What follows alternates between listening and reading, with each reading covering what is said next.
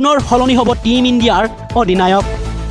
mega সিৰিজ পূৰ্বে ডাঙৰ সিদ্ধান্ত লোৱাৰ সম্ভাৱনা আহি গ'ল ডাঙৰ আপডেট বৰ্তমান ইংলেণ্ডৰ বিৰুদ্ধে 5খন টেষ্ট মেচৰ শৃংখলাত ব্যস্ত টিম ইণ্ডিয়াই টেষ্ট ক্ৰিকেট প্ৰথমবাৰৰ বাবে ভাৰতীয় দলক নেতৃত্ব দিছে শুভমন গিলে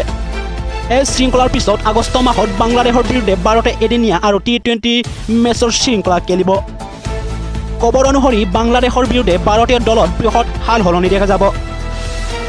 আনকি ভাৰতীয় দলৰ অধিনায়কো সলনি হ'ব পাৰে বাংলাদেশৰ ভ্ৰমণত 3খন এদিনীয়া আৰু 3খন টি20 মেচ অনুষ্ঠিত কৰাৰ পৰিকল্পনা কৰা হৈছে ইয়াৰ পূৰ্বে দুয়োখন দেশৰ মাজত ৰাজনৈতিক উত্তেজনাৰ বাবে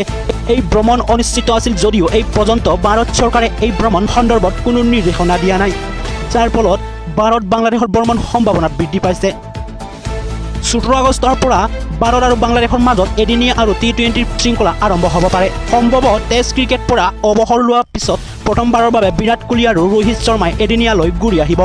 পুনৰ এদিনীয়া দলৰ অধিনায়ক হিচাপে দায়িত্ব ল'ব পাৰে ৰোহিতে অৱশ্যে টি20 দলৰ অধিনায়ক সূৰ্যকুমাৰ যাদৱলৈ এতিয়া অনিশ্চয়তা আছে কাৰণ কিছুদিন পূৰ্বে সূৰ্যকুমাৰ যাদৱে স্পৰ্টছ হাৰ্নিয়াৰ অস্ত্ৰোপচাৰ হৈছিল আৰু বৰ্তমান তেওঁ জিৰণি লৈ আছে যদি সূৰ্যকুমাৰ খেলিব নোৱাৰে তেন্তে ভাৰত টি20 ফৰ্মেট নতুন অধিনায়ক লাভ কৰিব পাৰে ৰোহিতে এতিয়াও খেলিব বুলি কোনো নিশ্চয়তা দিয়া নাই ফলত ৰোহিতে খেলিব নোৱাৰিলেও এদিনীয়া টিম ইণ্ডিয়া নতুন অধিনায়ক লাভ কৰিব ভাৰতীয় ক্ৰিকেট বোৰ্ড এগৰাকী বিষয়াই জনায় যে এই ভ্ৰমণ এতিয়াৰ বাবে কৰিব পৰা যাব বুলি ধাৰণা কৰা হৈছে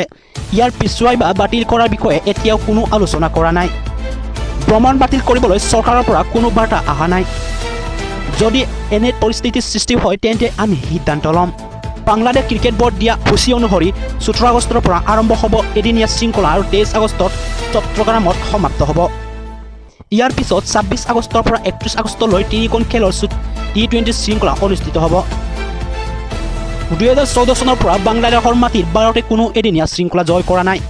আৰু ইয়াৰ পূৰ্বে বাংলাদেশত ভাৰতে কেতিয়াও টি20 শৃংখলা খেলা নাই ফলত এই শৃংখলাৰ দুই পক্ষৰ বাবে ৰোমাঞ্চক হ'বলৈ গৈ আছে ৰিপৰ্ট নব নিউজ পেপাৰ আছাম